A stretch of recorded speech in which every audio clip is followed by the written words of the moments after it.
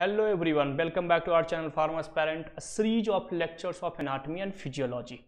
यानी जो anatomy and physiology का जो लेक्चर्स है एक सीरीज में हम लोग पूरे एनाटमी एंड फिजियोलॉजी को कंप्लीट कर रहे हैं इन वीडियोस के थ्रू, जिसमें B pharmacy, bachelor of physiotherapy, MBBS, nursing, इन सारे का एनाटमी एंड फिजियोलॉजी जो आपका सब्जेक्ट है वो सारे कॉन्सेप्ट हम लोग क्या करेंगे एक सीरीज ऑफ लेक्चर्स में कंप्लीट करेंगे। प्रीवियस क्लास में हमने एनाटमी फिजियोलॉजी का बेसिक डेफिनेशंस हम लोगों ने डिस्कस किया था, उनके स्कोप्स डिस्कस किए थे। आज वाली क्लास में हम लोग सेकंड सेगमेंट पे आते हैं, which name is level of structural organisations and body system. ये भी आपका इंट्रोडक्शन टू ह्यूमन बॉडी का सेकंड टॉपिक्स में आते हैं, levels of structural organisations and body system. अब देखिए हमारी बॉडीज में डिफरेंट स्ट्रक्चरल लेवल है जी, यानी अलग अलग लेवल्स हैं जिनसे हमारी बॉडीज का क्या हुआ फॉर्मेशन हुआ। यानी अगर रिप्रोडक्शंस हुआ एक मेल एंड फीमेल्स के बीच में तो जाइगोट का क्या हुआ फॉर्मेशंस हुआ, जो कि डिप्लॉयड नेचर्स के होते हैं। और वो जाइगोट कैसा होता है, यूनिसेलुलर होता है, और उसी जाइगोट्स के अंदर कंटिन्यूअसली माइटोटिक डिवीजन होते हैं, यानी माइटोसिस डिवीजन होता है, और एक जाइगोट से मल्टीपल सेल का क्या होता है फॉर्मेशन होता है, जिसको हम लोग क्या कहते हैं ब्लास्टोसिस्ट। और वो ब्लास्टोसिस्ट फिर यूटेराइन बॉल पे जाकर के फिक्स होता है, अटैच होता है, और वो ब्लास्टोसिस्ट आगे जाकर के एम्ब्रायोजेनेसिस करता है, यानी कि एम्ब्रायो का फॉर्मेशन करता है, और उसके बाद एम्ब्रायो का डेवलपमेंट होता है जिसको गेस्टेशंस पीरियड कहते हैं, एंड देन पार्टूरिशंस होता है, यानी कि एक कंप्लीट बॉडीज का फॉर्मेशन होता है, एक बेबी वहां पर चाइल्ड का एक बर्थ होता है।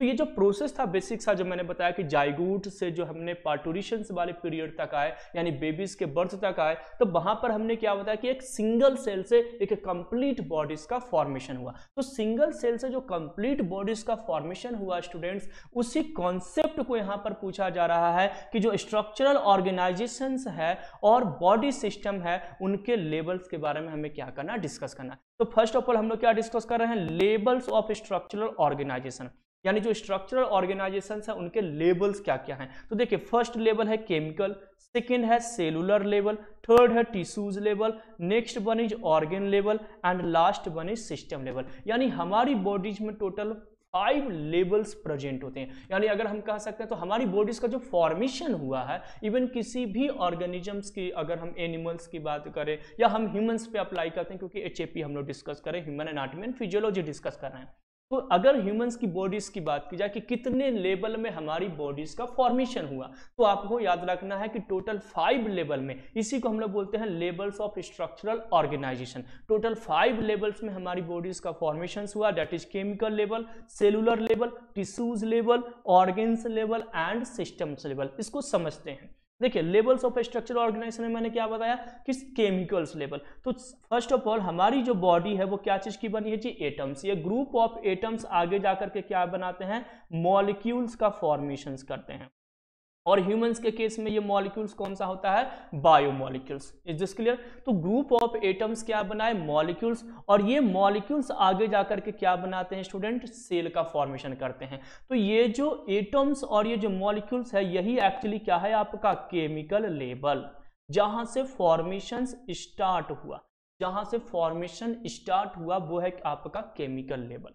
अब यहाँ पर एटम्स आगे जाकर के मॉलिक्यूल्स बनाते हैं। इस मॉलिक्यूल्स को बायोमॉलिक्यूल इसलिए कहते हैं क्योंकि ये मॉलिक्यूल्स जो है वो लाइफ प्रोड्यूस करने के लिए रिस्पॉन्सिबल है। आने वाले टाइम पे ये एक लाइफ का प्रोडक्शन करेगा, एक चाइल्ड का फॉर्मेशन करेगा, या तो वी कैन ऑल्सो से ये एक लिविंग ऑर्गेनिजम्स का फॉर्मेशन करेगा। इसलिए यहाँ पे बायोमॉलिक्यूल्स वर्ड यूज किया गया। बायो मीन्स होता है लिविंग ऑर्गेनिज्म, और वो मॉलिक्यूल्स जो लिविंग ऑर्गेनिजम्स को फॉर्मेशंस करें दैट इज बायोमॉलिक्यूल्स। एग्जांपल यहाँ पे carbohydrate, proteins, lipid, DNA, RNA, यानी जो न्यूक्लिक एसिड है, these all are the examples of biomolecules. तो ये आपका क्या हो गया केमिकल लेवल। अब केमिकल लेवल से क्या चीज का फॉर्मेशन होता है, सेल का फॉर्मेशन हुआ, तो this one is cellular level. यहाँ पर क्या आ गया, सेलुलर लेवल हो गया, यानी कि अब सेल का फॉर्मेशन हो गया। सेल के फॉर्मेशन के बाद अब ये क्या बनाएंगे, टिश्यूज। तो टिश्यूज का बताइए ये क्या हो जाएगा, तो टिश्यूज लेवल। तो next level is tissues, third level हमारा क्या हो जाएगा, टिश्यूज। देखिए कैसे हुआ कि एक एटम से मॉलिक्यूल और मॉलिक्यूल से एक सेल का फॉर्मेशन हुआ, दैट इज की जाइगोट, या स्पर्म सेल हो गया, गैमेटोजेनेसिस में ओवम सेल हो गया, ये भी हम एग्जांपल में रख सकते हैं। अब ये सेल आगे जाकर के टिश्यूज बनाएंगे, तो टिश्यूज लेवल पे आ गए। ये टिश्यूज आगे जाकर के क्या करेंगे बेटा, तो ऑर्गन्स का फॉर्मेशन करेंगे। क्या करेंगे, ऑर्गन का फॉर्मेशन करेंगे। तो देखिए टिश्यूज से फिर हम लोग कहां पर आ गए, ऑर्गन। तो अब ये इस बार और ऑर्गन आगे जाकर के क्या बनाएगा, ऑर्गन सिस्टम का फॉर्मेशन करेगा, जो अभी नेक्स्ट स्लाइड में हम लोग डिस्कस करने वाले हैं। तो बताइए ऑर्गन को हम लोग क्या बोलेंगे, ऑर्गन लेवल, यानी ऑर्गन का जो फॉर्मेशन हो रहा है इस स्ट्रक्चरल लेवल को हम लोग क्या कहेंगे, ऑर्गन लेवल। और उसके बाद क्या हो गई, ऑर्गन सिस्टम लेवल, यानी कि इसको हम सिस्टम लेवल भी कह सकते हैं या तो ऑर्गन सिस्टम लेवल। और ये ऑर्गन सिस्टम अब आगे जाकर के कंप्लीट ह्यूमन बॉडी का क्या करता है, फॉर्मेशन करता है। तो देखिए इसी पार्ट को हम लोग क्या कहते हैं, लेवल्स ऑफ स्ट्रक्चरल ऑर्गेनाइजेशन, यानी जो हमारी स्ट्रक्चर्स बनी है, जो ऑर्गेनाइजेशन का फॉर्मेशन हुआ, ह्यूमन बीइंग की बॉडी का जो फॉर्मेशन हुआ है, उनमें डिफरेंट लेवल्स के फॉर्म में, यानी डिफरेंट स्टेजेस में डिफरेंट स्ट्रक्चर्स का क्या हुआ, फॉर्मेशन हुआ। एक केमिकल्स लेवल पे एटम्स मॉलिक्यूल्स का फॉर्मेशन किया, मॉलिक्यूल्स आगे जाकर के सेल बनाए, that is cellular level. Then cell tissues का फॉर्मेशन किया, तो वो हो जाएगा टिश्यूज लेवल। देन टिश्यूज जो है वो क्या चीज का फॉर्मेशन किया, ऑर्गन का, तो ऑर्गन्स लेवल। ऑर्गन्स आगे जाकर के ऑर्गन सिस्टम बनाते हैं बॉडी में। कौन कौन से सिस्टम है वो भी अभी हम डिस्कस करेंगे, और उसके बाद कंप्लीट बॉडी का फॉर्मेशन होगा। तो आपको आई होप आपको ये समझ में आ गया होगा कि लेवल ऑफ स्ट्रक्चरल ऑर्गेनाइजेशन वाला जो पार्ट है वो आपका कंप्लीट हो गया। अब आते हैं बॉडी सिस्टम। सेकंड इसी में टॉपिक जो है इंट्रोडक्शन टू ह्यूमन बॉडी का जो सेकंड लेक्चर अपना आज है, इसी में सेकंड है बॉडी सिस्टम। कि अच्छा ये जो स्ट्रक्चरल ऑर्गेनाइजेशन का फॉर्मेशन हुआ डिफरेंट लेवल्स के बाद, यहाँ पर जो ये सिस्टम का फॉर्मेशन हुआ ऑर्गन सिस्टम, इसी को हम लोग क्या बोलते हैं, बॉडी सिस्टम। इसी के लिए हम कौन सा वर्ड यूज करते हैं, बॉडी सिस्टम। तो हमारी बॉडी में कौन कौन से सिस्टम प्रेजेंट होते हैं, तो देखिए यहाँ पर डिफरेंट टाइप ऑफ सिस्टम अब हम लोग क्या करेंगे, डिस्कस करेंगे। यानी कि अब हम लोग क्या डिस्कस करने जा रहे हैं, तो अब हम लोग डिस्कस करने जा रहे हैं स्टूडेंट बॉडी सिस्टम। और बॉडी सिस्टम सबसे पहले मैं आपको याद कराना चाहता हूँ कि ये बॉडी सिस्टम कैसे हमें याद करना। देखिए अप्लाई अगर आप कॉन्सेप्ट को करोगे स्टूडेंट, तो ये बहुत इजीली आपको समझ में आ जाएगा, अदरवाइज ये समझ वो नहीं आएगा। इट मीन्स हो सकता है बहुत सारे आप में से बच्चों को याद भी होगा ये सिस्टम, लेकिन इसको अप्लाई कीजिए अपने ऊपर। जैसे सबसे टॉप की अगर मैं बात करूं, तो सबसे टॉप में क्या प्रेजेंट है, हेयर प्रेजेंट है। अगर मैं बात करूं तो नेल्स प्रेजेंट है, ये स्किन्स प्रेजेंट है। तो इनको कंट्रोल करने के लिए देखिए दुनिया में सबसे बेस्ट बॉडी जो है वो ह्यूमंस की बॉडी क्यों मानी जाती है, यानी हम सुपर मतलब किंगडम में सबसे टॉप में है, हमारी जो हायरार्की है सबसे टॉप पे एनिमल किंगडम है, और उस एनिमल्स में हम सबसे टॉप पे हैं, यानी कि टॉप किंगडम हम हैं। हम पूरे दुनिया के सारे ऑर्गेनिजम्स के ऊपर क्या कर सकते हैं, राज कर सकते हैं। अच्छा हमारी बॉडी दुनिया के और दूसरे ऑर्गेनिजम्स के कंपेयर में सबसे स्ट्रॉन्ग बॉडी बनाई गई है, सबसे अच्छी बॉडी बनाई गई है। क्यों बनाई गई है, क्योंकि हमारे पास क्या है, सिस्टम है। सिस्टम का मतलब होता है कि हर एक फंक्शन के लिए एक सिस्टम का फॉर्मेशन किया गया। जैसे मान के चलो इन केस हो सकता है आप 9th 10th या 11th 12th में कहीं ट्यूशंस वगैरह पढ़ते होंगे, तो ट्यूशंस होता है मीन्स कि एक ही टीचर वहाँ पर फिजिक्स भी पढ़ा रहा है, केमिस्ट्री भी पढ़ा रहा है, बायोलॉजी भी पढ़ा रहा है, मैथ भी डिस्कस कर रहा है, एक ही टीचर सब कुछ डिस्कस करते हैं। और एक ऐसा कोचिंग इंस्टीट्यूट होता है जहाँ पर फिजिक्स का अलग टीचर है, केमिस्ट्री का अलग टीचर है, बायोलॉजी का अलग टीचर है, मैथ का अलग टीचर। तो अब बताइए कि इन दोनों में बेस्ट कौन सा है, आप कमेंट कर सकते हैं, मैं पढ़ सकता हूँ, है ना। इन दोनों में बेस्ट कौन है, यानी एक ऐसा जगह है जहाँ पर एक ही टीचर सारे सब्जेक्ट को डील कर रहे हैं, और एक ऐसा जगह है जहाँ पर हर सब्जेक्ट के लिए अलग अलग एक एक्सपर्टीज है, यानी अलग अलग टीचर हैं। ऑब्वियस वो जगह जहां पर हर सब्जेक्ट का अपना एक एक्सपर्टीज है, यानी एक अपना अलग टीचर है, वो क्या होगा, बेस्ट होगा। क्यों बेस्ट होगा, क्योंकि ये सिस्टम से काम कर रहे हैं। ये क्या कर रहे हैं, सिस्टम से काम कर रहे हैं। सिस्टम से काम करने का मतलब है ये उन सारे रूल्स को फॉलो कर रहे हैं। यानी अगर कोई टीचर फिजिक्स पढ़ा रहा है, उसको केवल फिजिक्स ही पढ़ाना है, तो वो फिजिक्स में बहुत अच्छा पढ़ाए। इट मीन्स ये सिस्टम को फॉलो करता है। तो वैसे ही हमारी बॉडी, यानी मान के चलो कोई एक ऐसा ऑर्गेनिज्म है जिनके पास हर काम के लिए एक ही बॉडी है जो हर काम करती है। जैसे मान के चलो प्लांट की लीफ की बात की जाए, तो लीफ के को अगर ऑक्सीजन चाहिए तो स्टोमेटास के थ्रू जाएंगे, अगर प्लांट के स्टेम को ऑक्सीजन चाहिए तो वो लेंटिसेल्स के थ्रू जाएंगे, अगर रूट को ऑक्सीजन चाहिए तो वो रूट हेयर्स के थ्रू जाएंगे। लेकिन हमें अगर ऑक्सीजन चाहिए, मान लो नेल्स को ऑक्सीजन चाहिए, तो कौन देगा, रेस्पिरेटरी सिस्टम। अगर हेयर फॉलिकल्स को अगर ऑक्सीजन चाहिए तो कौन देगा, रेस्पिरेटरी सिस्टम। यानी हमारे पास हर एक फंक्शन के लिए एक सिस्टम तैयार की गई है, हर एक फंक्शन के लिए एक सिस्टम हमारी बॉडी में बनाई गई है। यानी अगर रेस्पिरेटरी सिस्टम है तो इसका काम केवल एक ही है कि ऑक्सीजन लीजिए और CO2 को एक्सहेल कीजिए, यानी कि एक्सक्रीट आउट कीजिए। अगर मैं बात करूं कि भाई रेस्पिरेटरी सिस्टम आज तुम डाइजेशन कर दो, डाइजेस्टिव सिस्टम को हम छुट्टी पे रख दिए हैं, उसको आज वेकेशन पे छोड़ दिए हैं, तो क्या ऐसा पॉसिबल है? नहीं पॉसिबल है। या डाइजेस्टिव सिस्टम को मैं बोलूं कि भाई आज तू रेस्पिरेशन कर दे, ये रेस्पिरेटरी सिस्टम आज खराब है, इसको आज रेस्ट करने दे, ऐसा पॉसिबल है? नहीं। यहां पर हमारी बॉडीज में हर एक फंक्शंस के लिए एक सिस्टम का फॉर्मेशन किया गया है। दैट्स व्हाई ह्यूमंस बीइंग की जो बॉडी होती है दुनिया की वन ऑफ बेस्ट बॉडी में से एक मानी। तो उसी में से एक सिस्टम है जी एंटीगुमेंट्री सिस्टम। एंटीगुमेंट्री सिस्टम का काम है जो हमारी स्किन है, हमारे हेयर्स हैं, हमारे नेल्स हैं, इनको रेगुलेट करना, इनकी ग्रोथ करवाना, कब बाल को वाइट करना है, कब इसको ब्लैक रखना है, कितना नेल्स ग्रोथ करवाना है, एपिडर्मिस या हाइपोडर्मिस, डर्मिस या इनसे रिलेटेड जो ग्लैंड्स हैं, स्वेट ग्लैंड्स वगैरह, इनसे रिलेटेड जितनी भी फंक्शंस होंगे वो कंट्रोल करने के लिए हमारे बॉडी में क्या प्रेजेंट है बेटा? एंटीगुमेंट्री सिस्टम। तो फर्स्ट सिस्टम क्लियर हो गया। एंटीगुमेंट्री सिस्टम क्या है? तो it is physical barrier between external and internal environment. External and internal environment के बीच में ये एक फिजिकल बैरियर है स्टूडेंट्स, है ना।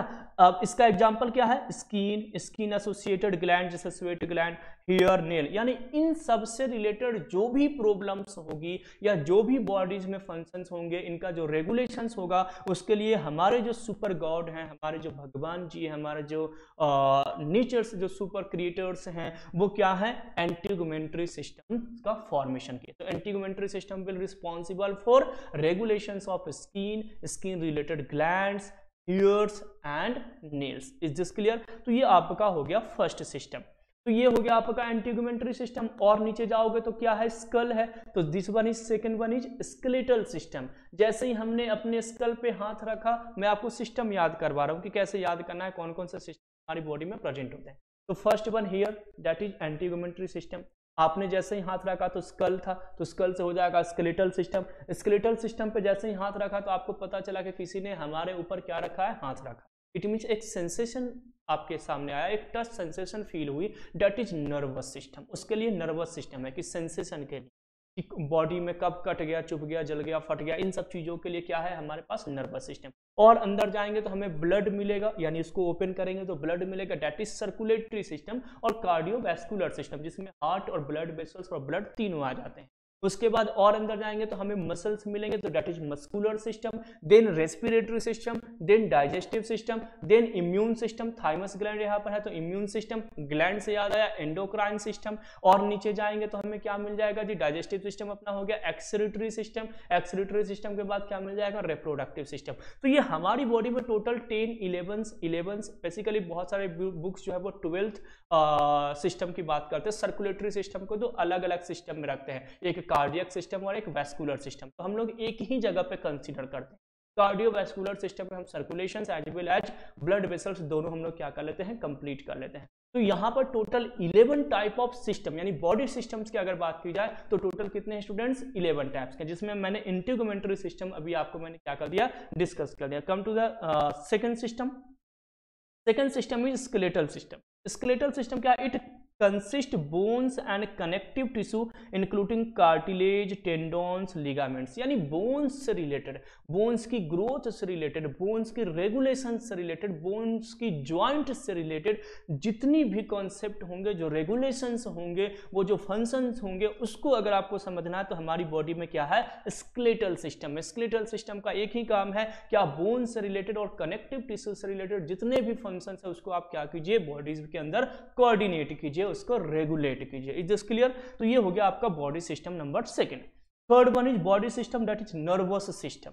Nervous system means it is responsible for sensations and control mechanisms. Nervous system जो है हमारी बॉडी, मैंने बताया ना कि अगर हमारे फिंगर को किसी ने टच किया या मान कर चलो चुभ रहा है, जल रहा है, फट रहा है, कट रहा है, कुछ भी ऐसी चीजें आप फील कर रहे हो, इवन आप बहुत ज्यादा गर्मी फील कर रहे हो, इनके साथ बहुत ज़्यादा ठंड लग रही है, शिवरिंग हो रही है, इन सारी चीज़ों को, ये जो सारी चीज़ें हैं, ये जो कंट्रोल करता है वो क्या है, नर्वस सिस्टम करता है। इवन इंटरनल बॉडी के जो ऑर्गेनाइजेशन है, कब हार्ट बीट बढ़ाना है, कब हार्ट बीट कम करने हैं, कब HCl का सिक्रीशंस होना है, कब कौन से एंजाइम्स को एक्टिवेट करना है, ये सारे सिस्टम, ये सारे जो जो हमारी बॉडीज के अंदर जो फिजियोलॉजिकल फंक्शंस होते हैं, इनका जो रेगुलेशंस होता है, उसके लिए हमारी बॉडीज में नर्वस सिस्टम क्या होते हैं, रिस्पॉन्सिबल होते हैं। और इन्हीं सिस्टम को बेसिकली हम एनाटॉमी एंड फिजियोलॉजी में डिटेल में पढ़ने वाले हैं। यानी इन्हीं स्केलेटल सिस्टम जो मैंने बताया, एंटीगुमेंटरी सिस्टम जो मैंने आपको बताया, जो नर्वस सिस्टम हम बता रहे हैं, इन्हीं सबको इस सब्जेक्ट में क्या करना है, डिस्कस करना है डिटेल में जा करके। इसलिए अभी बस इंट्रोडक्टरी पोर्शन हम लोग समझ रहे हैं स्टूडेंट्स कि हमें एनाटॉमी एंड फिजियोलॉजी में जो बॉडी सिस्टम है वो कौन कौन से है, उसका हम लोग बेसिक इन्फॉर्मेशन सभी ले रहे हैं।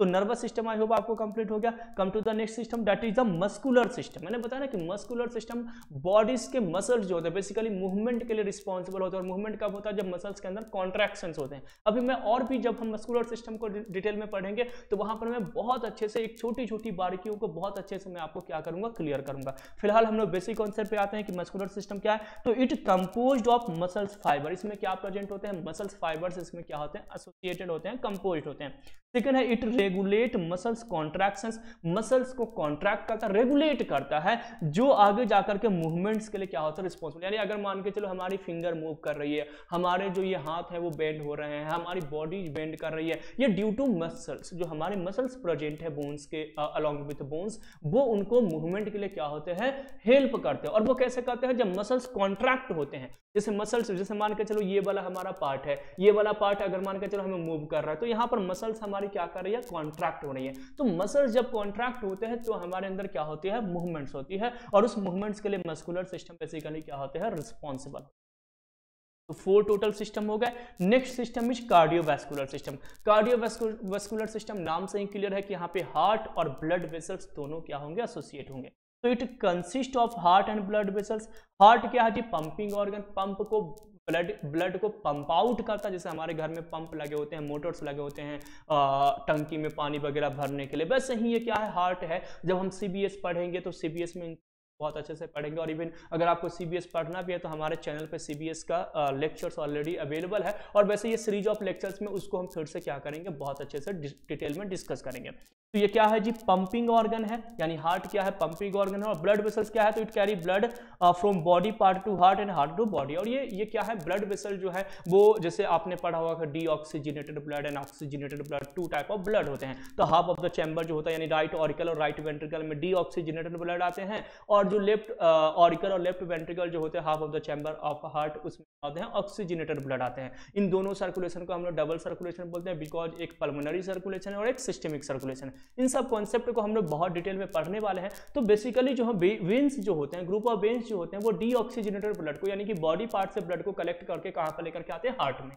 और जो आर्टरीज होते हैं, ऑर्टर्स जो होते हैं, यानी ग्रुप ऑफ आर्टरीज जो होते हैं, वो आगे जाकर के क्या करते हैं, हार्ट से पूरी बॉडी में ऑक्सीजनेटेड ब्लड को सप्लाई करते हैं। तो इस प्रोसेस को डिटेल में हम लोग पढ़ेंगे, इसके एनाटॉमी, इसके फिजियोलॉजी को पढ़ेंगे। फिलहाल हम लोग बॉडी सिस्टम पे आ गए। तो नेक्स्ट जो हमारा सिस्टम है, बॉडी सिस्टम को हम ऑर्गन सिस्टम भी कह सकते हैं ना। ऑर्गन सिस्टम और बॉडी सिस्टम दोनों सेम ही रहेगा स्टूडेंट, तो आपको कंफ्यूज नहीं होना है। तो बॉडी सिस्टम में अगर मैं आऊं तो यहाँ पर आपको क्या देखने को मिलेगा, हार्ट और ब्लड वेसल्स, इन दोनों का फंक्शंस आपको क्लियर हो गया। नेक्स्ट आते हैं बॉडी सिस्टम में रेस्पिरेटरी सिस्टम। ऑब्वियसली ये रेस्पिरेशन के लिए रिस्पॉन्सिबल होंगे। इस पर रेस्पिरेटरी सिस्टम में नोज आएंगे, फेरिंग्स, लैरिंग्स, आपके ब्रोंकिया, ब्रोंकाई आएगा, ब्रोंक्यूल्स आएगा, ट्रैकिया आएगा, लंग्स आएंगे, एल्वियोली आएगा। ये सारे ऑर्गन्स इसके अंदर में आएंगे, जो मैंने यहाँ पर लिखा नहीं है। आई होप आपको पता भी होगा, इतना बेसिक कॉन्सेप्ट है कि हाँ रेस्पिरेटरी सिस्टम में क्या क्या आते हैं। तो फिलहाल यहाँ पर जैसे मैं अपन डिस्कस भी करेंगे इस चीज़ को कि ये जो रेस्पिरेटरी सिस्टम है, इस टाइप से आपने पढ़ा होगा कि ये लंग्स है, लंग्स के अंदर ये आप नोजल में आओगे, फिर ब्रोंकाई, ट्रैकिया वगैरह। हम लोग डिटेल में आगे जाकर के इसको क्या करेंगे, डिस्कस करेंगे, जब इंडिविजुअल एक एक यूनिट को हम लोग पढ़ना स्टार्ट करेंगे। तो ये रेस्पिरेटरी सिस्टम हो गया। Come to the next, that is the digestive system. ये डाइजेशन ऑफ फूड के लिए रिस्पॉन्सिबल होंगे, जिसमें माउथ है, आपका इसोफेगस है, स्टमक है, इंटेस्टाइन्स हैं, जिसमें स्मॉल इंटेस्टाइन, लार्ज इंटेस्टाइन आ जाएंगे। स्मॉल इंटेस्टाइन में ड्यूडेनम, जेजुनम, इलियम, इसके अंदर का भी और पार्ट है, विली वगैरह हम लोग डिस्कस करेंगे। इसके अलावा लार्ज इंटेस्टाइन में कोलोन्स हो, अपेंडिक्स, कोलोन्स हो गया, रेक्टम्स, एनस, इन सारे पार्ट्स को हम लोग क्या करेंगे, डिस्कस करेंगे, है ना। तो ये आपका डाइजेस्टिव सिस्टम हो गया, इनका काम है डाइजेशन करना फूड का। Next one is endocrine system. It participate in coordination of physiological functions bye releasing hormones. यानी कि ये क्या करते हैं, डिफरेंट कोऑर्डिनेट करने के लिए जो फंक्शंस होते हैं, फंक्शंस को आपको याद होगा क्लास 10th में, अगर आप सीबीएसई के स्टूडेंट्स हैं तो क्लास 10th में आपने एक चैप्टर्स पढ़े होंगे, कंट्रोल एंड कोऑर्डिनेशन। कंट्रोल वाले सब्जेक्ट में आपने क्या डिस्कस किए होंगे, तो कंट्रोल वाले में आपने नर्वस सिस्टम पढ़े होंगे, और कोऑर्डिनेशन वाले पोर्शन में आपने एंडोक्राइन सिस्टम पढ़े होंगे, यानी हार्मोन्स पढ़े होंगे। तो वही है जी, ये जो हार्मोन्स होते हैं बेसिकली कोऑर्डिनेट करते हैं हमारी बॉडी में जितने भी फंक्शंस होते हैं जो नर्वस के थ्रू कंट्रोल किए जाते हैं, उनको कोऑर्डिनेट करने में हार्मोन्स का बहुत बड़ा रोल है। जैसे मान के चलो ब्लड ग्लूकोज लेवल मेंटेन करना, ये किसका काम है, हार्मोन्स का। इंसुलिन जो है वो ब्लड ग्लूकोज को कम करेगा, ग्लूकागोन जो है वो ब्लड ग्लूकोज लेवल को बढ़ाएगा। तो ऐसे डिफरेंट टाइप ऑफ हमारी बॉडीज के अंदर में क्या होते हैं, हार्मोन्स का सिक्रीशंस होता है, जो हमारी बॉडीज के फंक्शंस को क्या करते हैं, कोऑर्डिनेट करते हैं। तो उन कोऑर्डिनेशंस को, उन सिस्टम्स को अंदर में जो ग्लैंड्स हैं या जो हार्मोन्स हैं, उनकी स्टडी बेसिकली हम एंडोक्राइन सिस्टम के अंदर में क्या करेंगे, डिस्कस करेंगे। बहुत इंपॉर्टेंट है एंडोक्राइन सिस्टम। और ये जितने भी एचएपी वाला पोर्शन है, मैं हमेशा बताता हूं कि अगर आप मेडिकल बैकग्राउंड के स्टूडेंट हैं तो आपको एचएपी पे तो बहुत अच्छा कमांड होना चाहिए, यानी ह्यूमन एनाटॉमी एंड फिजियोलॉजी जो आपका सब्जेक्ट है जी, इस पे बहुत ही ज़्यादा डिटेल में आपको क्या होना चाहिए, कमांड। और नो डाउट हम जो सीरीज ऑफ लेक्चर्स आपके लिए लेकर के आ रहे हैं उसमें इन सारी चीज़ों को बहुत अच्छे से करेंगे, डिस्कस करेंगे। Next system is immune system.